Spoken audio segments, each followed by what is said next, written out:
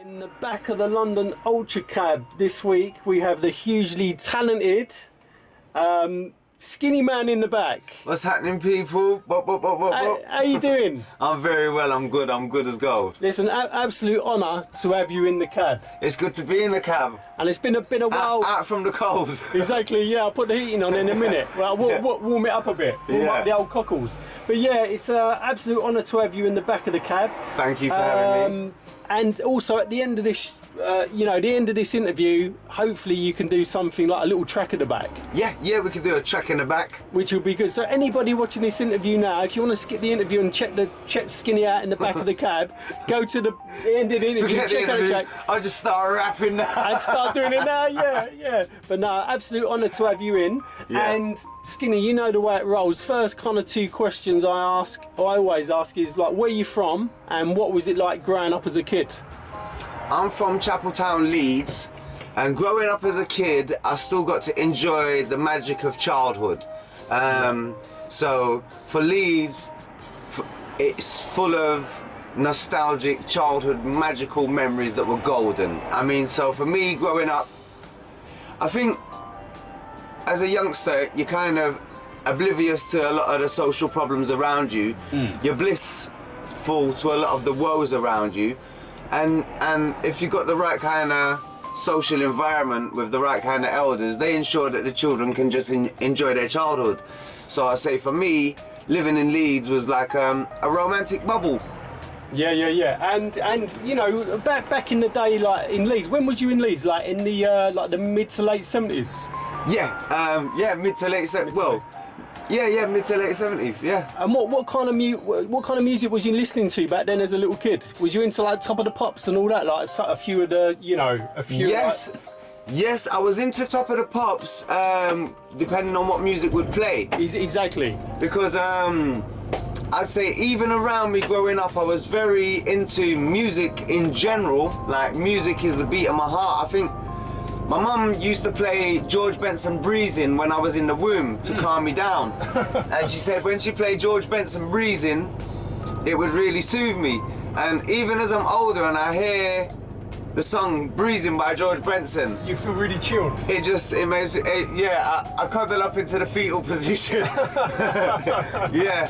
You feel back at home again. I feel back at home, warm and cuddly again.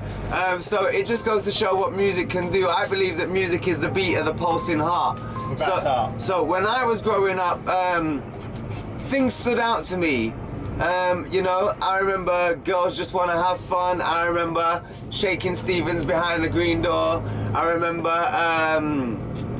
Lippo Fatty Pon the Reggae. Lippo Fatty and the Lippo Fatty Pon the Reggae. My Blast the Blood Vessels. I remember the Specials. I remember Madness. Yeah. I remember The Who.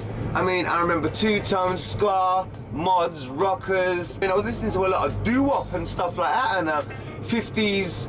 What became rock and roll, but the early grassroots of that, what people would describe as northern soul, so to speak. I believe in London there's even a genre of that called rare groove music. And that's something I'm very highly engrossed in, is the rare groove music. So I suppose growing up I was engrossed in all kind of music. When did you move to London? I moved to London at the age of 9 going on 10. So you're still young, yeah. So I was still young, but I was still very inspired by music. By then I was going to Woolworths and buying my singles.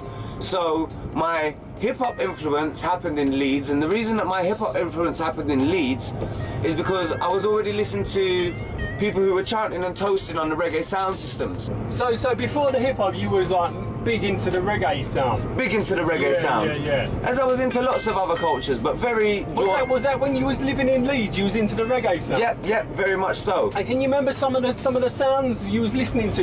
Yes, well, we used to have the front line in the Hayfield pub, and that was like a real no-go zone front line for anyone who shouldn't be there.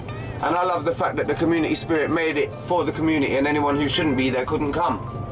So it was kind of like a garrison stronghold. And I loved it for that. And what years was this, like early 80s? No, this is from like 76, 77, 78, 79, 80. And if you remember, this was on the back of the riots that we had in Leeds at the same time that Liverpool had the riots, at the same time that was the London riots. And so they would have their own local community centres, but in Leeds you had blues dances where people would open their houses. There was Clarkie's Blues, they would have a blues, there was a couple of bluesies.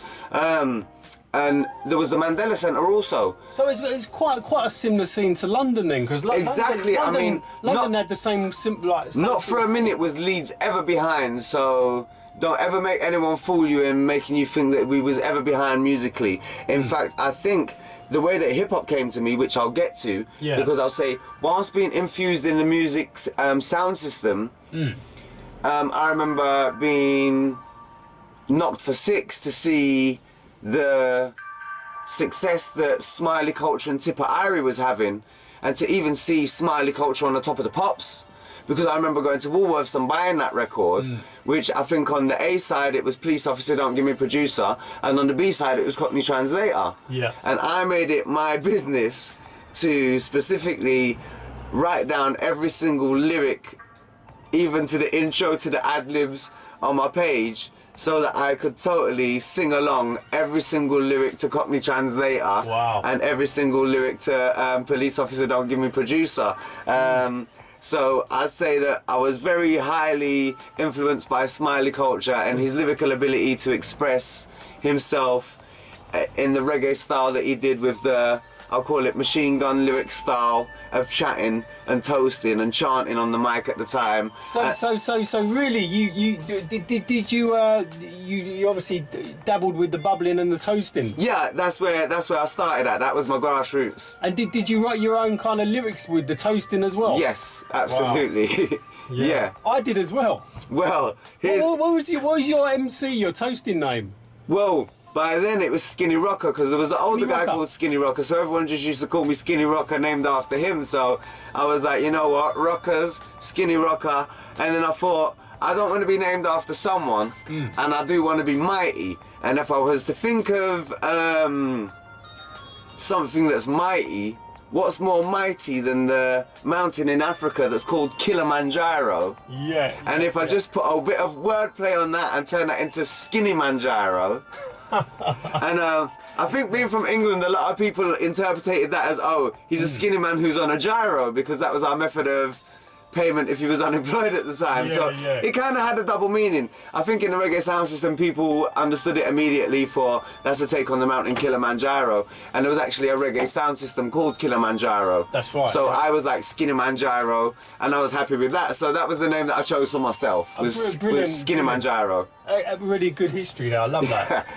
my MC name was Papa Rankin Itch. See, Papa Rankin. Papa Rankin Itch. Go on, Papa Rankin Itch. Yeah, seriously. So coming from that, I mean, I actually got to see people like Bunny Wailer do the School Bell Ring. Right. Which was like, he's rapping, and that was before I was ever introduced to rapping as hip hop. At the same time, I've got to give credit to a couple of kids that lived at the bottom of where I lived, called Frank Boko and Anthony Boko. I think that they were from Italian upbringings, and that they had American Italian cousins from the Lower East Side of New York, who used to send them tapes of the block parties that were happening at the very birth of hip-hop. So when I say that we was there at the very birth of hip-hop, I truly mean that, because we had someone who was getting cassettes sent to them as a first hand. And so they expressed to us about breakdancing and spinning on the lino, and they was fully engrossed. So I think that anybody who particularly knew those two kids had a jump start ahead. So then when hip hop started taking off, I remember... So is that really how you kind of got into the hip hop through that? Yes, it was a jump start through them, because we would go for the reggae, and they was like, we've got this new thing, and it's coming from America, and it's called hip hop, and this is how they dance, and you know, and at the time... When was this, like early 80s? This has got to be like, 1980. Right. The thing is, when we look at hip hop culture is a borrowing culture. So within these block party tapes, we understood how they was borrowing the culture of other musics to take the break from it. And then we understood that the rappers who were rapping on these mixtapes were merely trying to emulate what was going on within the reggae sound systems. So he was like, well, this is second nature to us because we've got to jump start in this because you lot are copying what we do in the reggae sound systems. So it's like almost effortless to do this. I like Smiley culture so for the reason of rapping in a Cockney accent, in a patois accent also over reggae music, because before then I didn't think that you could really rap in a London accent over reggae music. And it worked so well, didn't it? Yeah, it worked so well because the question always comes, could you sing opera if it wasn't in an Italian voice? Etc, etc. And it worked so well, so that encouraged me to kind of be like Cockney toaster, who I was very inspired by Dominic, who I believe was the pioneer of being the London Cockney reggae chatter. So big up to the pioneer legend, MC Dominic. So looking at people like Dominic, I discovered people like Papa San with their fast flows. But I'd like to take it back to the birth of hip-hop and my earliest introduction because, I mean, when we look at the elements of hip-hop, people say turntablism, but we know that people was doing turntablism before hip-hop was ever coined. Because there's people like DJ Hollywood. I mean, not that we want to give any credit to anybody who's nature has been tarnished, because what we've come to find out about Jimmy Savile since he's passed is atrocious. But what we found out about him when he was alive was he was the first person to ever invent 2 turntables and a mixer.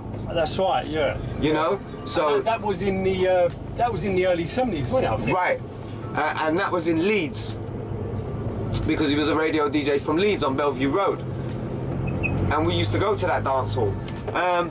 So when we look at even graffiti, the element of graffiti, I remember coming from a mod culture where we all used to draw the little M with the hat, and that was before hip hop. I remember people used to draw Kilroy was here with the nose over the wall. The little Kilroy was here, which was from the Second World War. So I mean, the elements of hip hop was always there, it's just they had never been brought together in a culture. So hip hop was a culture that brought together the dancing, the music, the art, and the fashion. And the MCing. And the MCing, because of course you need somebody to have the sermon that's gonna be the voice of the culture. And we often say, well, they weren't singers, were they? They were masters of the ceremony, because singers sing. That's not what rappers do.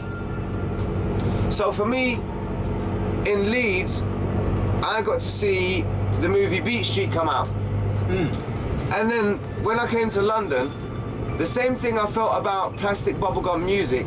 I remember, I think I was watching something like Wild Style, the movie, and they had said to this kid who was doing graffiti, don't you mind that nobody else can read it because it's such a wild style?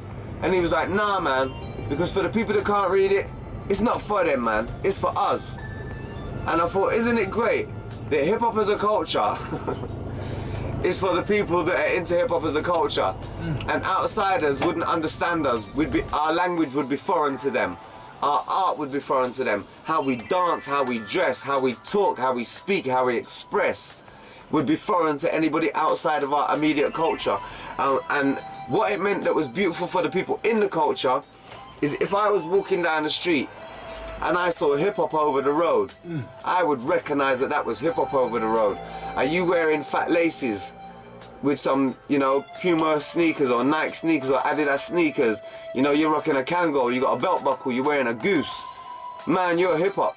Skinny, I was going to say to you as well about fashion back in the early days. Was you rocking the kind of the fat laces and the name belt and all that? Yeah, but I mean, let's not get it twisted. I went through it all. I had the mod jacket, I had skin tight jeans and Dr. Martin boots. I was never a racist, you know, because that's never been a part of my build, you know, but I did embrace the whole skinhead culture. I embraced the whole mod culture. I even had like the little whole two-tone outfit as a baby, you know, so there weren't nothing that I didn't, and I love fashion, but like for me, you know, it was something that was birthed in my generation that I was able to say, yeah, I could take this with both hands and fully engross myself and immerse myself within this culture, because what hip-hop ultimately was the voice of the voiceless that were oppressed in the highly unemployable areas where everybody was struggling, coming from a place of sufferation and impoverishment, and trying to struggle, coming from the back of the days of the 60s peace, love and revolution through the 70s. Anyone who's screaming peace and love is going to be assassinated, into now we're in the 80s and we're trying to dance on the floor and pull our hat out and get a little bit of change in our pocket that we can take home to buy some food with. So that was the reality of the hip-hop culture and how it served us so well as being kids from a lower working class background. I mean, when you're a kid from a lower working class background in my generation, you used to see bonfire night as a way to bring some money home to feed your family, because you could make a penny of the guy and sit there and beg for a penny for the guy. Christmas come, whether you're a Christmas pagan or not, you can sing at people's door and you get some food or some money. You know, so these were considered to be hustles. So for us, like, that's kind of like the original hustle style, isn't it? Well, this is it. So you have to look at where we're coming from. We're coming from a place of, wow, we love this music, we love dancing, we love expressing ourselves, and it keeps us fit, and it keeps us out of trouble, and we can go into town and do some of this and pull out our hat, and we might get a, you know what I mean, a little bit of money to buy something to eat in our hat. So then we ain't got to commit no crime and no one's going to get hurt. This is beautiful. This is romantic. This is a romantic reality for us, hip hop. So, do you know how many people, like I say, from my generation, that hip hop saved their life? And I mean that, like, a lot. That's not even to be taken lightly when I say that hip hop saved our lives. Music saved our lives. Music, yeah. But the message within the earliest infantry stages of hip hop, whilst people were going through the sufferation of the struggle, that's what saved a lot of people's lives. It's what made all the difference. And Skinny, going back to the early days of the hip hop thing, what other elements of hip hop was you representing? Was you doing the body popping and break dancing? Yes, I was always a break dancer. I used to dance for a crew in Leeds, and when I first ever came to London was because I was with a crew in Leeds, and we got to do the hip hop right round the clock, where the Leeds crew came third. Second to Broken Glass, who were from Manchester at the time, and the London All Stars won it. It was the very next year that I moved to Stoke Newton in London, and got introduced to where the London All Stars used to rehearse, in the old fire station and the factory in Stoke Newton. So I used to go to the fire station and link up with the London All Stars, that after 10 o'clock used to become strict dance hall, Saxon versus Coxon. So I'd stay in there and enjoy the reggae night of all of the sound systems clashing. And what was the crew called you was in Leeds? The crew that we was in Leeds was like, it was the Leeds City All Stars. Leeds City All Stars. Right, and then there was Broken Glass from London. I mean, Broken Glass from Manchester, and then the London All Stars. London, yeah. That's why we was the Leeds City All Stars. Right. So did you kind of take their name from London All Stars? No, we didn't. Oh, you never? Right. That's why the fact that they was like, you can't both be the All Stars. So we was like, we're the Leeds City All Stars. I think there's even still footage of that. Is there? Yeah, and it's out there. I'd love to see that. Yeah. So that was when I was a teeny bopper. Did you also do a bit of dabble with a bit of graph as well? Yes. I was always doing graffiti, but like I say, I was doing graffiti before hip hop. When we was all young, we learned how to do that S, where you do two lines and then you draw the S around it and it becomes an S. We learned to do the Madness M that was made into a little trilby hat. We learned to do Kilroy Was Here, drawing the guy with his nose over the wall and his fingers. So we was already doing graffiti. So then when we got to see that we could elaborate on our characters and do better styles with our lettering, we was like, which was for my name, and that's what I had on my belt buckle that I used to go Covent Garden with. And that stood for Alex Skinny Holland. You got your name belt from? Yes, I got it from 4-Star General. 4-Star on Carnaby in Covent Garden, yeah, Carnaby Street. And I've got a great dear love for George for keeping a founding pillar of our culture alive for so many years. It's unfortunate that he's left Camden now, but that man is owed credit. You know when they say salute to the real pioneers and the real G's of our culture? Yeah. We have to hail up the Georges of the 4-star generals. Do you know, I was talking to a good friend of mine and we were saying we got to try and get George from 4-star General in the back of the cab. Imagine how good that'll be. I mean, we rightfully so give Rodney P the godfather of hip-hop title. Yeah. Because he is that. Yeah. But I suppose it would make George the grandfather of UK hip-hop. Like if George ever watches this interview, Yeah, George 4-star General, if you're ever watching, get in touch we with would me. all learn so much from you doing an Yeah. interview in this cab. Without a doubt. I'd You love could- to talk of the You fashion. could tell us so much that we would never know if it didn't come from you. Exactly. Yeah. So yeah, you basically you got into the graph as well. Looking up to within the graph. In my infantry stages of doing graffiti, I used to copy all the logos. So in my book at school that I was supposed to be doing my maths in, you open the first page and I had copied the Lacoste logo. The next page was the Nike one. The next page was the Sergio Tacchini. Then Lecoq Sportif. Then Robbo de Kappa. Then Umbro. You know, Lecoq Sportif. And anybody who high-tech, Mitre. And I just used to draw people's logos. And this was before graffiti.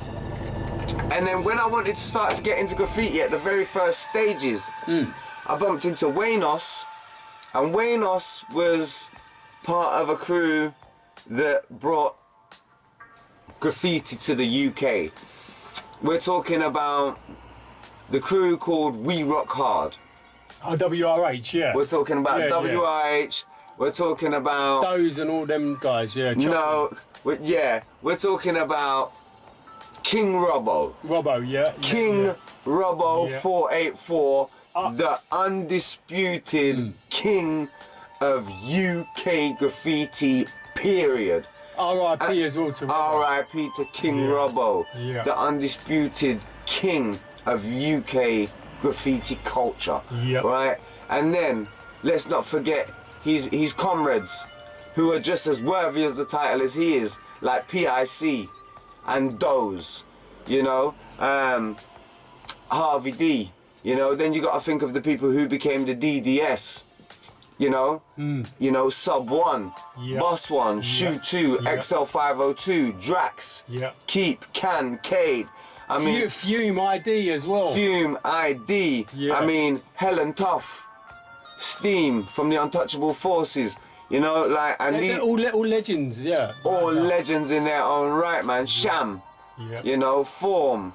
There's so many legends to name. Cast, London Giants, Cast, Chrome yeah. Angels as well. Chrome Angels, man. You know, Season Carl. You know, Yeah. like, the list is endless, man. And I've got to just salute to all of the pioneers who set the wave. Because you know what? One thing that has to be expressed about graffiti and about the artist being villainized, villainified, you have to realize we don't come from a place where they provide the facilities for us to have canvases and for us to express ourselves artistically with fresh canvases. So we was living in a grey area that felt depression. You know, you can feel the depression from the grey walls. What better than to choose those walls to brighten up as your canvas and make your environment your canvas and paint your city as a beautiful picture. And you know it's still beautiful now. I mean, people are doing amazing pieces as well now. All over. I mean, Yeah. what it is that we took the flack so that modern contemporary artists nowadays can do street art, Yeah. which isn't considered to be graffiti anymore, you know, and it's not necessarily spray can art neither. You know, the reason it was necessarily spray can art is because it was quick, easy, accessible. You know, it was practical for it to be spray can art. Now, those pioneers paved the way so that street artists today can express themselves as street artists in any form or fashion that they choose to. You know, these earlier graffiti artists that were villainized, you know, they were the pioneers that led the way, that opened the doors for people to express themselves as contemporary street artists in this day and age. I tell you, who was a big influence on me back in the day was London Giants, Yes. Chrome Angels, Yes. and Artful Dodger. Pioneers. You know, all of these people pioneered the culture for the next generation to come. And do you know what? I mean, I see someone answer a question about the evolution of how rapping and how hip hop as a music has changed. So then we've got to look at the evolution of how street art has changed. You know, I would have called it graffiti, but it's not graffiti anymore, it's street art. And the way that that's changed. And if we look at how it's progressed and evolved, it's been such a beautiful evolution of progression within street art, just as it has been with music. And everything within our culture, with dance, you know, it's been a beautiful progression of evolution. And someone put it best, I think it was a young hip hop artist being interviewed on Hitch FM. And he had said that if you look at a car 100 years ago, they was learning how to work out how to build nice cars, and that was 100 years ago. But if you look at the cars that they're building today, they're building like Bugattis. You know? They travel 250 mile an hour. They're building McLarens, you know? So it's like, yeah, look at the evolution of the motor vehicle. Same, like, look at the evolution of music. Look at the beautiful evolution of street culture, of art, of dance. We've evolved and progressed in many ways, because one thing that I always was taught about in hip hop was exceeding the boundaries. Never settle, always keep exceeding, always push to exceed the boundaries. Do you know? Because we can always do an inch better. Graffiti art's evolving, the bar's getting set higher. Dancing's evolving, the bar's getting set higher. It's just a natural, beautiful progression, and I love it. I love the fact that I've got a ticket to a front row seat to the world to watch it beautifully progress and evolve. Who was influencing you as an MC, UK and also stateside? Well, I mean, Who would you say was like big influences? it'd be mad to try and miss anybody out. Let me first start by saying that if anyone came up to me with the most basic poem, I would find beauty in the fact that they've taken time to write down words that they wanted to express. So I find beauty in that. So it's hard for me to be a critique because I'm such a fan of expression. Yeah. So, I mean, if you're asking me who inspired me and influenced me, whether in reggae or hip hop, basically the answer to that is everybody who ever did it.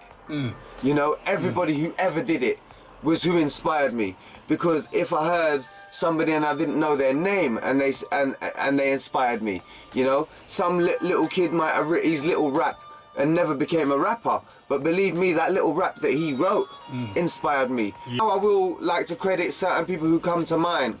When I think about Tenor Fly, when I think about Papa Levi, Asher Senator, Daddy Freddy, Tipper Irie, Smiley Culture, Papa San, Professor Nuts, U-Roy, I-Roy, you know, and that's from a reggae foundation. And there's so many million more to mention. Like I said, everyone who ever did it is who inspired me. And now from hip hop, we could talk about, you know, everyone's my inspiration. Even the kids that are coming out today are my inspiration. The grime kids that are rapping right now, my inspiration. So, I mean, my list is endless. So if I was to say from the beginning of me doing this thing, to be able to see rapping is fundamental on Top of the Pops, I was a fan of them. To see Gunshot, to see Hijack, to see Moni Love, to see Cookie Crew, to see We Papa Girl rappers, to see John Z.D. and MC Mello, to see Demon Boys, Mike J and Demon D. I mean, they were very sentimental to my heart because they was hip hop ragga, and they're from, and from the north side, and from my ends, north side, representing. May I just add that where all of those people in Essex 30 years later say that's well Ream, well Ream is a word started by the Demon Boys. The Demon Boys are Ream. You know what I mean? I was like, oh, that's well Ream. We say, nah, mate, that's Ream. Seen? Yeah, big up Mike J, Demon, even listen, love that, yeah. But so yeah, man, so many inspirations. So and Rodney as well, London Posse. Rodney P, Bionic, Sipo. I mean, I mentioned them because yeah, absolutely. And there's many others. There's so many unsung heroes as well. You know. At this point, I'd like to shout out a rapper who no one's ever heard of, because the only other raps that he ever writ was personal about the breakup in his family's relationship with his wife that broke his heart. So he chose to recite his raps to me. And it moved me in ways that no other rapper ever has. But I'm the only person who ever heard his material in the world. So big up to Ghoulie. Saying inspiration comes from all over the place. Yeah. My mum used to say, I'll rap with ya. Get to the shop and buy a bottle of pop and buy a bag of chips before I give you some licks. You know? And like, so it'd be like, all right, how do you come back to that? So me and my mum used to rap battle from the earlier stage. Wow. Yeah. Unbelievable. Nanny Wendy's got lyrics for days. And how did you get your name was all SkinnyMan? But you know, I've always been very thin, and I think you're never given your name, because if I was given my name, it would have probably been something at the time like Cool Rock Ski, you know? Like, now I'm older, I didn't know that ski meant skiing on mountains of cocaine, so it wouldn't have been ski, you know, but at the time it probably would have felt cool that my name could have probably been something like, yo, I'm Cool Rock Ski, and that would have been fully an American accent as well. Do not get that twisted. Yeah, yo son, I'm Cool Rock Ski Holmes. You know, like, ruh, you know, so yeah, all of that, fully. I was going to go back onto the fashion as well. Yeah. Because I know you love your Avirex. You know what, I was so... Are you a collector of them? No, it was just at a time when they came out that they were really nice. And I'll tell you, the quality is second to none, isn't it? Yes, it is. And I like the style of them so much that I was like, oh, there's a new one. Oh, let me go grab that. Oh, there's a new one. Oh, let me go grab that. And then I kind of realised I got so many jackets, and I got some little kids around my area that ain't got no jackets. You know what? Here, I'll Avirex. Because I've done wearing that one, and I've done a photo shoot in it, and everyone's seen me wearing it. So go on, you can rock that for now. So it was very nice to see that even after I had my pleasure out of those Avirexes, many other people from my area also got pleasure out of them as well. But not only the Avirexes, man. I mean, let me just run down fashion for you, yeah? Yeah, I'd love to in like, fashion. Let's run down some rude boy fashion. Let's take it from the start. Let's run down some rude boy fashion. I mean, I was born in an era of 70s rude boys. And if you're born in an era of 70s rude boys, you know that they wear trilby hats, Pringle trousers. Yeah. But it was when it came to the shoes, I'd be like, yo, what are them shoes made out of? They're like, yeah, they're ostrich. I'd be like, wow, ostrich. And they'd be like, yeah, these ones are anaconda. I'd be like, anaconda, you know. Wow, check out these man's shoes, right? And then I'd be like, whoa, what are those two tones made out of? And I'd be like, blown. And I'd be like, whoa, what's the furry Kangol business all about with the Pringle jumper with the diamonds on it, you know? So then we've got to look at then our own youth style was monkey boots and Parker jackets. Yeah. And you was like, I don't want to go to school wearing monkey boots and a Parker jacket. Now when we look back, I'm quite nostalgic about that fashion, because the same monkey boots that I hated and the Parker jacket that I hated, I love it today. It's all come back round now, isn't it? Yeah, it's come back round. Yeah. You rock the Farrows and the waffles. I rock the Farrows and the waffles. Burgundy Farrows. Burgundy Farrows and all of that. And so then, when I started really becoming conscious of fashion, was when it was all of the sports brands. And I think you had 80s football hooligans used to rock them, but you also had hip-hop used to rock it as well. That's and right. I remember even hip-hop came from wearing like bikers looking like Hell's Angels with their colours on, you know, Savage Nomads and all the rest of it, looking like punk rockers and greasers and rockers, into looking like Kangols and Adidas tracksuits. So it kind of happened in England at the same time it happened in America, regardless to the culture of hip-hop or not. I think when the culture of hip-hop started becoming aware to me, it was because we was rocking Avias and ball game jeans had come out. Ball baggage, yeah, and Chippy as well. And Chippy and Chevin on. Because I remember a bit before that, Joe Bloggs came out with the guy on the jeans who had the can and the spliff. Yeah. Well, I was sent home from school for wearing that. And I was like, these are the only clothes that I have, so you can't send me home to get changed, because these are the only clothes that my mum could afford to buy me. And if you couldn't afford the Chippy ones with the patches on, you bought the C17. Yeah, the C17s. C17. Yeah. Which was like the same merging company which became Naf Naf and all of that. Yeah. But so this is when I started noticing, because then a little after that, hip-hop culture and ragga culture from the UK kind of came up with a click suit fashion. The tight pin tucks and the diamond socks. And the Clarky boots. And I suppose at the time the Americans were rocking the Jordans with the real high Nike socks with the Bermuda shorts. which we embraced some of that culture as well. But I was more drawn. The Burlington socks. I was more drawn towards the pin tuck click suit with the Burlington socks with the Clark boots, string vest, ragamuffin Did you used to style. rock the string vest? Rock the string. I still rock a string vest. Did you have the tenants as well? I don't drink. Oh, you don't drink. You don't drink. I'm a lightweight, so alcohol's not for me. Like peanuts ain't for everybody. Yeah. Marijuana's not for everybody. Alcohol's not for everybody. Yeah. Absolutely. Alcohol's not for me. And did you rock the goose jackets as well? Yeah, I rock the goose jackets. I mean, I remember Troop. Let's not forget Troop, because we was all wearing Troop, and then some malicious rumor came out that Troop had something to do with the KKK. Or was that British? Like, I don't know, but everyone went right. Troop, leather Troop jacket with the eagle and the American flag and all that in the bin. I remember that. Yeah. And the 8-ball jacket. 8-ball jackets, man. Yes. Fur Kangols. I had a bit of different colourways of 8-ball jackets. MCM baseball caps. Yes, see, MCM has made such a great comeback of recent that I'm kind of saying to my children, yo, we used to wear this stuff 30 years ago. Yeah.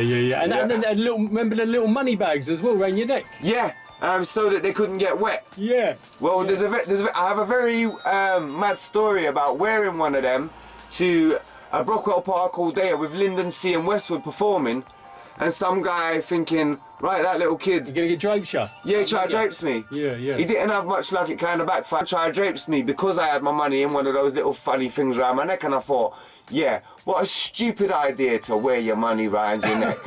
Like, I think that was the last time I ever wore one. Yeah. Let's touch on the music now. Yeah. So, your first tune was it was "Fuck the Hook," wasn't it? Yes. In 2000, was that? Well, 2003? no, I mean, my first opportunity to ever grace vinyl and wax lyrical, that opportunity was brought about, and I will always be so ever indebted and thank him for my whole career. Godfather Rodney P. Wow. Rodney P's been around my career since I was a very little boy. Yeah. I did like Stone Newton all day, like when I was 10, when Sipo was beatboxing the beatbox reggae style. Yeah. And I was like, now's my chance, because I rap hip-hop reggae style, and he's beatboxing reggae style. And that was the first time Bionic and Rodney P got to check me out as a little boy. So was that the first time you met up with them guys? Yeah. Yeah. And I think that was through Lyndon Carter.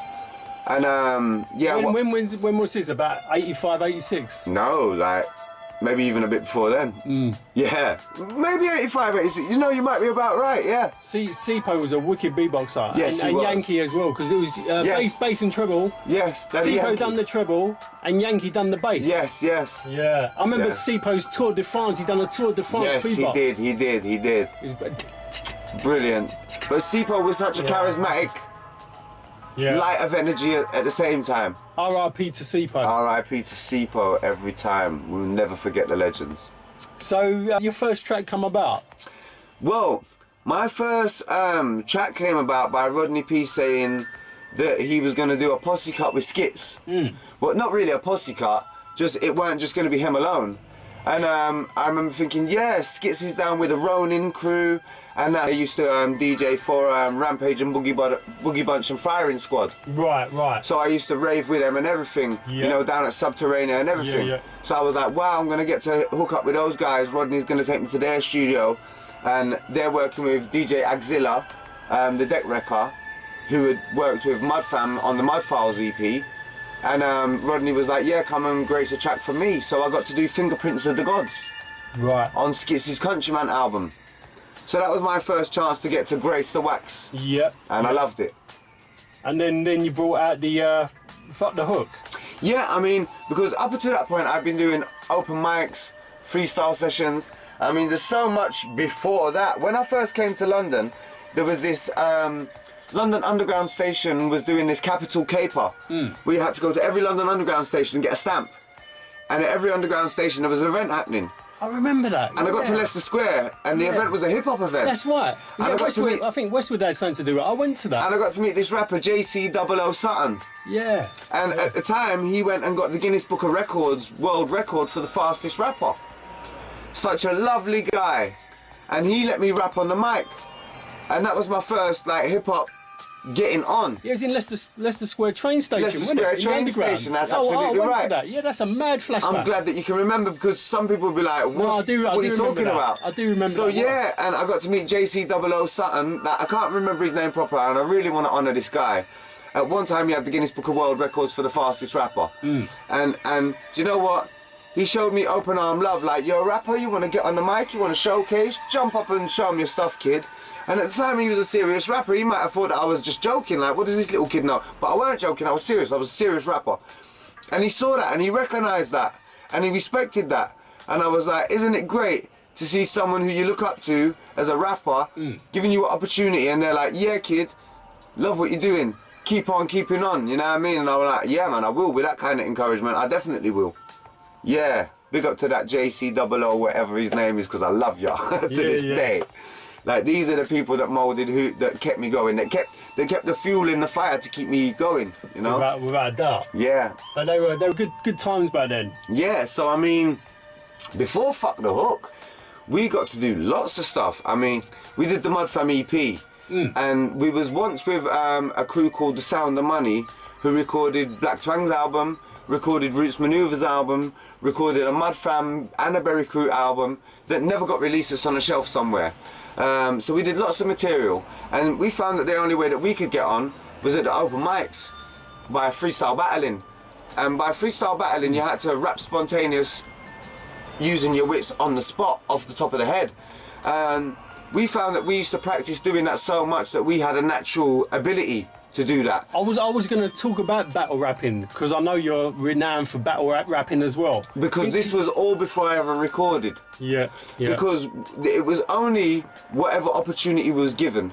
If we was given the opportunity to record, we would have been recording. We weren't. And the only opportunity of avenue to even get on the mic was to battle rap. So we had to do that because we didn't have a choice. Now, I can honestly say that in my upbringing of my influences, I believe that I had an unfair advantage over my competition in the UK hip hop arena, because I was brought up watching dancehall clashes, and dancehall clashes, the consequences can be severe. You know, it's like I was listening to one rapper who was saying, yo son, I grew up in the east side of the Bronx, and when we used to rap it was on the roof, and the loser had to jump. Yeah, serious. So everything's riding on it. So I kind of like used to watch the Jamaican dancehall battles and be like, man, this is serious. You wouldn't want to lose. You get bottles dashed after you and everything. You won't want to be, whoa, you better be good, or just don't even think about it. Unless you know you can kill it, don't even think about it. So I believe I had an unfair disadvantage over my competition in the marketplace, because I had been schooled in clashing competitions in reggae dancehall element, which I applied to my clashing. That made me the undefeated freestyle UK king. yeah. And can you tell me about some of them fierce battles? Did you have some really kind of like crazy battles where you think, wow, this is gonna get a bit, I might be losing this? Oh yeah, you know, there's battles that I did lose. Oh, you did lose some battles? There was one that I was very confident I was going to win, and me and Chester, I got to the finals with one more kid. And I kind of said to myself, man, I'm going to be battling my brother in the final, this ain't nice. But the kid it was me, Chester, and this kid, he obliterated me and Chester in the final. Who was it? Can you remember? His name was Juice, I'll never forget. He obliterated us. He obliterated the pair of us to smithereens in the finals. He just found, you know, when it's your time. Yeah. And it's your moment. It was his time, it was his moment. It's his time to shine. We did so well in every round to get to the finals, and I actually thought, right, we'll get him out of the way and it'll be between me and Chester, as if I want to battle my brother. But it didn't even get to that, because he absolutely obliterated me and Chester P both in the final round. And it was like, all credit due to where credit's due. Salim, he give us what for that night. I remember another time that I lost, because I was kind of roped into it, and I turned up really drunk after being to a champagne reception in opening of a cinema show. And then we got to the jump off battle, and there was this kid called Rocky, who was better than average, but not phenomenal. And I've got there, I'm kind of spinning drunk and everything. And I kind of remember like him battling me and me probably dribbling and slavering back at him, and then him battling me and me dribbling and slavering back at him, everyone going, yeah, he won. And I was like, yeah, I bet he did. Like, because I'm going to go be sick somewhere, you know? So that was another time that I lost. But then there's really memorable battles that, I was going to say, is there any battles that really kind of stood out for you? You like? There's memorable times that that could have been battles. Let me shout out to my brother right now, Craig G. I think that we was in Fresh 97, hosted by Mickey Blue Eyes. Hail, another one of the UK British pioneers. And where we was with, he had said to me, some of the artists are still in the hotel, some of the artists are waiting to come, people are ready for the showcase.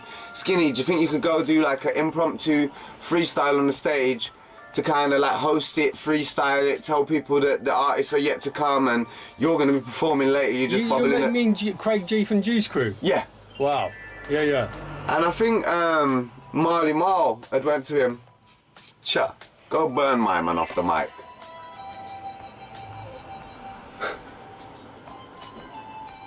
Not today, mate. Do you know what happened? It's almost like Craig G didn't know that he was stepping into the lion's den. Marley Marl said to him, go and walk in there.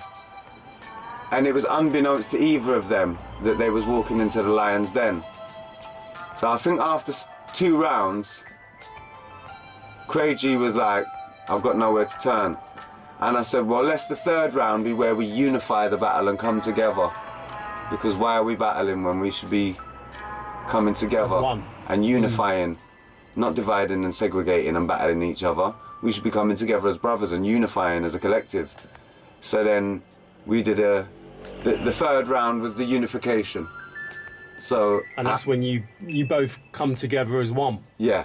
Yeah, nice. As a unified 2 MCs, you know, rather than 2 MCs as opponents battling each other. Shout out to Craig G as well. Shout out to Craig G, my man! If he's ever watching this. And shout out to Marley Marl. Do you know what? I was asked the funniest question, and Marley Marl was sat right there, and one of the little hip-hop geeks was like, yeah, who would you love to produce one of your beats for you? I just could only be honest and say what my heart is. I was like, look, I've got little 13-year-old kids in my estate and they've got this new thing on their PlayStation called Fruit Loops, and there's no more people that I'd love to work with other than them. Yeah. Because they're the future with the future sound. Yeah. They're probably got the energy that Marley Marl first had when he was starting. Yeah, so that's who I want to work with, them. The younger generation. Future Marley Marls to come. Yeah. Throughout the years, Skinny, throughout like the 70s, the 80s, 90s, 2000s, has there been kind of like a selection of tunes which are kind of like blown you away? You've been, wow, this is next level. Absolutely. And it doesn't have to be like hip hop or reggae, it can be absolutely anything. No, absolutely. I mean, if it was to try to draw straight away, I remember hearing Criminal Minded for the first time and thinking, that really relates. But then I remember hearing Stop the Violence and My Philosophy, which I was like, wow, that really relates. I remember hearing Rascal's Nature of the Threat and saying, wow, what an education within a whole song. Big up to Rascal's for doing Nature of the Threat. Like, that tune had such an impact on me. Then I remember Shabazz the Disciple, Swing Low Sweet Chariot, and how much of an impact that had on me. I remember Poor Righteous Teachers and how much of an impact they had on me. Just Ice, Lyric Licking. Yeah. Because of the style that it was done in a reggae toasting chanting over a hip-hop fused dancehall beat. That's right. You know, so there's been so much. I mean, the lists are just endless. I could go on and on and on. There's so many. Yeah, because it still keeps happening. Did you love like The Last Poets as well? Yeah, I love The Last Poets, but I mean, even of recent, like, one of the most tunes that I was like, oh, this is going to be on repeat all summer. And it came out that summer. It came out J. Cole, Crooked Smile, where he got TLC to feature on it. But the lyric, the song, the content, the meaning, the vibe, the music, man, that was on repeat for the whole summer. Crooked Smile. I remember hearing Times Are Wasting by Erykah Badu and saying, man, that's going to be on repeat for the whole summer. I remember Kalashnikov, Dago Mentality. Man, that's going to be on repeat for the whole summer. I remember Le Fleur, Le Fly by Bootcamp Click. that's going to be on repeat for the whole summer. You know, like there's certain things that just happen that's just like, man, bang, that's going to be banging. I'm going to be banging that constantly. CeeLo Green. I love CeeLo Green, the Soul Machine. I love the Perfect Imperfections of CeeLo Green. I love Goody Mob. I love Outcast. There's so much. I mean, it's just it's endless, isn't it? It's endless. I mean, it's endless. Because how can I start to mention some people and forget the rest of the world? You can't. I don't want to forget the rest of the world. And like anyone who didn't get a shout out to you. Trust me. Yeah, you gotta know. And Skinny, how did Mud Fam form? Because I know you're the founder of the Mud Family. Yes. And what does Mud stand for? Mad Underdog. Mad Underdog. And family stands as an acronym for all my individual living youth. So Mad Underdogs for all my individual living youth. It kind of evolved into a philosophy that I applied to my life. Because if we've heard that from the mud we came, into the mud we shall return, and we believe that we're all space dust anyway, so, and then we have life, so then we are all one mud. And we are all relative in matter. If we're all relative in matter, then we are all relating. If we are all relating, we are all related. If we are all related, we are all one family. And we are all one family because of the 6 steps of separation. So we are all one family. We are all one mud family. Mud family, yeah. Right? But we are also the mad underdogs for all my individual living youth, because I wanted to overstand the concept that there's 90% of the world's working force that work to keep the 10% of the world's elite in their position. So the 90% of the world's population are the underdogs for the 10% of the elite.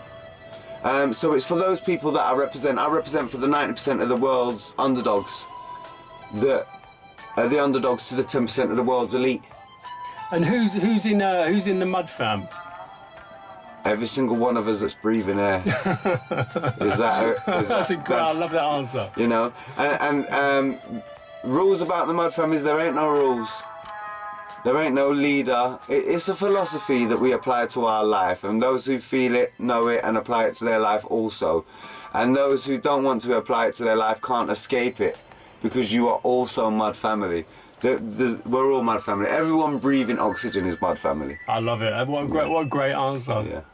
But yeah, I would love to, if Chester P ever watches this, and Mongo, Farmer G and all them guys, I'd love to get them in the cab as well. And they're my brothers. I mean, yeah. The sentimental relationship that I have with them, there's about 3 books within that. So to have me and Mono and Chester even tell you about our infantry stages, about how we met and what our life was like in the back of a cab, it's a movie in itself. It really is.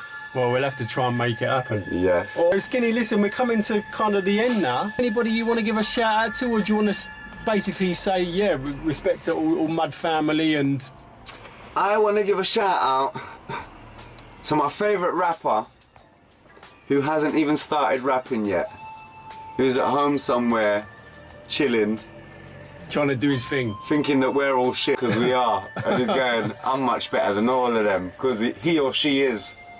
I'm waiting for that person to emerge. Waiting for them to shine. Yeah, we're waiting for you know, that person to arrive. So I'd just like to shout out to the person who's gonna be my next favourite musician artist out there. Shouts out to you, because you've yet to become. Yet to shine. And one more thing actually, Skinny, I was going to say, is there kind of like a positive message that you can send the youth? Always. I mean, do you know what? Life is so short that if you live to 100 years old, you existed for merely a speck in time with very little relevance or significance. How many people have come and gone that we still speak of today? You know, and look at the greats that we try to remember. So life can mean so much or so little. But where life is so very short, for everybody, not only youth, because you could be having a midlife crisis, you could be at your twilight years and still not realize this realization. That if we look at what's good and what's enjoying and what's happy, right, and strive for that, and we look at what's negative and counterproductive and destructive, and strive away from that, you know, for all of these kids out here and they're out here, do you know, a lot of the misguidance is because they're not getting guidance. So if you don't get guided, you will become misguided. So I tell them, let their heart and their mind be their guide to figure out this beautiful journey in life itself. But the advice that I would give you is life is for the living, life is for the enjoying. It's too short to have any negative elements in your life when life is so short that you should just fill it with positivity and happiness. And love. And love. Because there's too much hate. There's too much hate because hate breeds hate. So we need to combat that with love, you know? Because if we keep having disregard for life, disregard for our own life and our own existence, we won't value ourselves. So we have to learn self-love, we have to learn self-value, we have to understand that life is but so short even if you live to old age. So with this such a short time that we have here on this earth, in this life, in this physical experience that we're having, you know, this human experience that we're having as spiritual beings, grasp it with both hands and enjoy it for the little time that it is. Because where in the time in your diary, in this short time that we have, should you put time aside for negativity and jealousy and envy and destruction and hate and animosity? And where did you want to schedule in your time for any of these emotions? You know, what I want to schedule in my time, but this is me blissfully romantically saying it, is happiness, love, positivity, peace, unity, striving for better. And this is what my heart strives for. And hopefully, if vibration alone can make vibration stronger, it will work. Because I believe that if our sole duty and purpose as human beings on planet Earth was to make sure that we're looking after each other and our Earth, then we would all be doing all right. And the minute that one person isn't doing all right, the rest of us are there to help them back up to where they need to be, to help them be all right. I mean, if human beings on planet Earth could come to this romantic idealism, it would be a blissful, harmonious heaven that we would be having as a reality here in our human experience on this Earth. The only destructive force on this planet is human's nature and no other. So we really need to look at, if we want this planet and life to exist for generations to come, what needs to change to enable the existence of life on planet Earth, of all life on planet Earth, not just human life on planet Earth. What has to be reconsidered is humans' behavior on planet Earth. We need to change the nature of human behavior on planet Earth for there to be grandchildren's grandchildren's grandchildren. Where as an outsider looking in, we're totally lost our mind, we're bonkers, we're crazy, we're a destructive force of nature. And then Bob Marley just resonates in my head. Does it seem like a total destruction's the only solution? But we don't want destruction. You know, we want upliftment, we want positivity, we want a chance. Yeah, nice. So for me, all I'm saying is to the youngsters, fam, give life a chance, give your own life a chance, give everybody's life a chance. Find that life is beautiful, life is for the living. And even if you live to your old twilight years, that was nothing but a mere speck in time. So make sure that you fill that time with everything that you wish to desire to fill it with. Because, you know, may I say, like, because when I look at the monstrosity of human nature around the world, show me a creed, a nation, a religion, or a place in the world where rape doesn't take place.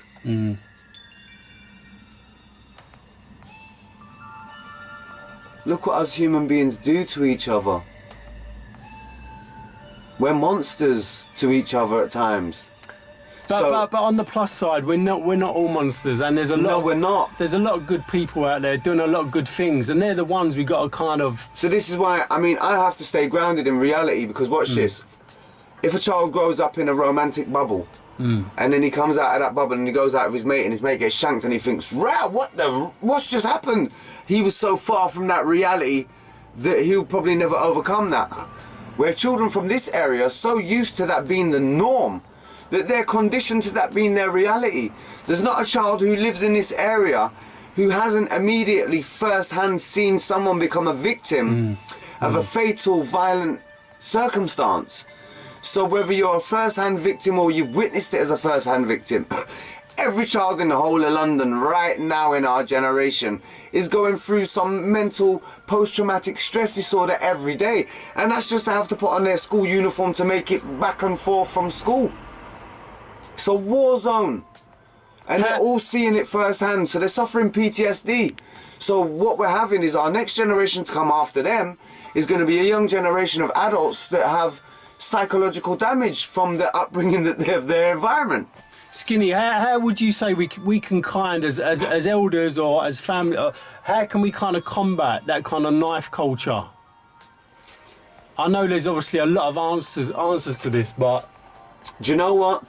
I mean, there's people who you can see who step right up into the plate that have been known to jump in the middle of the battle. My youth worker was at a funeral in Andover Estate, and there was a feud between some young boys about to happen, and he chose, by the ruling of his heart over his head, to jump in the middle, and he got shot. And he got shot. And his name's Gary, and he's my hero, and he deserves a golden heart. Yeah. He's from Andover Estate. He's a youth worker. Now, there'll be other circumstances where you hear where two kids might want to jump, you know, and the guy jumps out from over the road and goes, no, allow it, but he jumps in the middle and he gets stabbed and killed. So then you're thinking, well, do I really want to fully immerse myself within some arguments of two kids that are strangers to me that could cost me my life? And then people are reluctant because it could cost you your life trying to interfere with someone else's argument. And this is the reality that we've also got to take on board as well. So then it makes people want to be reluctant, to be vigilant, to stand up to this, because it could be detrimental to them, cost them their life, fatal. So it's almost like letting everybody understand how precious the value of your life is. But then if a child's never been taught to have self-regard for life, how can he be expected to have self-regard for life or for anyone else's life? So it's about teaching the regard for the value of life. I will say this. We're not going to have all the answers. And some answers that might suit us, they might not suit the other person. So then we've got to find a medium where we can find something that suits everyone. And are we going to be able to find a solution that can suit everyone? I know this much. In trying to find, in a quest to be out to seek resolution, in a long life, in a lifetime, we will only merely inherit a teaspoon out of an ocean of knowledge in our lifetime. So to say that there's an ocean of knowledge out there and the wisest man to ever live will only inherit but a teaspoon of that knowledge, it shows how much we've got to learn. So, do you know what? I'd love to be able to bring solutions to problematic questions, but there's so many vast problems that there's so many solutions that we've yet to seek and find. So we don't have all the solutions. I certainly don't, but I strive to find them, and that's the difference. Yeah. Well, Skinny, what can I say? I mean, absolutely, I've been totally blown away by this interview. Thank you for having me in the ultrasound cab. You know I wanted to be here. For any viewers, if you've listened to this long, you know we're going to kick some dope raps in the back of this cab. Yes. I'm always asked what's the most important thing that I can say, and the most important thing that I could say is more important than any lyrics that I could ever rap. It's more important than anything that I could ever be. I represent for... I'm a self-appointed representative of a charity called Water Aid. Water Aid was fair, and they meant what they say and they do what they mean. You know, they do what they say and they mean what they say, and I love them for all their ethics. So I've chosen to be a self-appointed spokesperson to bring about awareness for a charity that I believe in, which is Water Aid, and that's wateraid.org. You might not have money, but there may be many various ways that you can contribute towards bringing help by bringing change towards a cause that I champion. So go on to wateraid.org if you have time and see how you can become involved if you so desire, because everybody and anybody's help is appreciated, whether little or lots, you know, like wateraid.org. Try become part of the revolution and get involved. Yeah, nice Skinny Man. Yes. Well, listen, absolutely fantastic interview. Thank you. I mean, you know, I was totally blown away once again by, you know, by these interviews, and it means so much for you to be in the back of my cab. Well, I love the fact that you're doing these interviews because I watch them as a fan and love them all because a lot of people you interview, I'm big fans of them, so I'm enjoying what you're doing. You know, and anybody the good work. Anybody watching this, try and subscribe to this channel, and also try and watch some of the other interviews with people like legends like Dolby D, Jumping Jack Frost, the Ragged Twins. Yes. You know, Carpet Face, Shady. Don't let our history be lost on deaf ears when you can get a whole education from the ultrasound cab interviews. The ultra cab, exactly, Skinny, exactly. The ultra cab interviews. You know that. Well, listen, we're going to stick the stabilizers on the side of the cab. Yes. And we're going to drop a little tune in the back. Yes. So let me just pause this. Right, Skinny's going to drop this tune. What tune you going to drop? Are we allowed to say it for what it is? You can use an F if you want. It's called Forget the Hook. Forget the Hook. Forget the Hook. I dedicated this to an A&R man that believed in me. His name was Paul Martin. And he was the person who put it all on the line to make sure that I got signed to Talking Loud Records. And he put it all on the line only for Talking Loud as a whole to be dropped. And he was saying to me, we need hooks. One thing we're going to need is hooks, Skinny. I need hooks. And I went, yeah, I've got a song for you. And I went and I wrote this song for him. So let's, you ready for this? Yes. Let's do this. Let's do this. People in the cab. At this time, you know that. It is indeed my pleasure. It's my pleasure to introduce to you a brother who's been around for a long forever. Highlander. I'm a Highlander in this rap team. Yes. Been around for hundreds of years. Been around in the back of black cabs from as long as you can remember that. You know that. You just keep that meter running. £20 coming. You get me? Blood. I don't want to blow up. Throughout every era I've been here. So far the underground circuit has been fair. Home of hip-hop. Can you say you've been there? Home's where the heart is. Hip-hop is right here. We're in UK. To you it might seem rare. I'm stepping up now to make sure we're seen clear. In every council estate we've got pure talent. No one don't care because we're seen as a challenge. I suppose we'll never be the balance that you're looking. Wanna dilute the realness and finger hooking. A&R cats I've ever met was all shooking. Lost for words if they don't bring a check booking. Living in a place where you could get your life taken. Half stepping, my kids little blast weapons. Pull up at the lights, they'll have you out in half seconds. Think you're rough, hang around if your arse reckons. Don't have to look for trouble, it'll find ya. Don't turn around, it'll be right behind ya. September the 11th will remind ya. Nobody ain't too major nor minor. If you're broke in the street or in a brand new recliner. Grab your dicks and girls, rub your winner. Pay the pound, I provide you the punchliner. Might look young, but I'm a real old timer. Been around ever since the days of Boogie Down.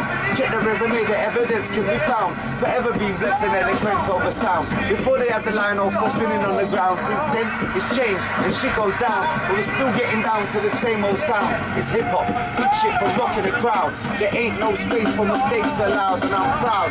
This year I'm trying to tour. In the back of the cab, I'm trying for more. Is hip-hop worth dying for? If your life's on the line and your only crime is being poor. This time around, I know that I want more. I want to see my son's future set secure without having to go out and start breaking the law. Sick of being sat in the flat, shut in the drawer. Sick of watching every day come and go by, telling Titch and Fat Boy, hold your head high. Others come and go, seeing them others cry, saying why did my son have to die? Still we will try, others might choose to get high. We must uprise food to get by. It don't take too much, figure out the facts. Who's the one bringing in the coke and the crack? This week at 82-year-old got a throat slashed in the flats. Cats were looking cash for the crack. And we're the kids who's left facing the facts. Kids are looking mobiles to match their straps as if it's fashion. They're all ready for the action, ready for the mashing and fucking it with a passion. Only takes two egos to start clashing. Bullets start flying and the blood will start splashing. Social rage, it is really climaxing. Every day I see it getting worse by a fraction. A drought for the weed, but not for that crack tin. Nobody round here ain't gonna be relaxing, and this ain't a white or a black tin. It's if you're living in a council flats and on a Clacton. They got us on a lab ratting. It's funny to me how easily we're all adapting. I'm in the cab and I'm rapping. London is making it happen. Say fuck the hook. Say fuck the hook. Fuck the hook. Say fuck the hook. will say, Yes. stop our children killing and start our children knowing to pull both socks up. If one gets killed and one gets locked up, then 2 little kids' lives just got fucked up. Fuck the hook, fuck the hook, fuck the hook. I said fuck the hook. Peace, and we're out. The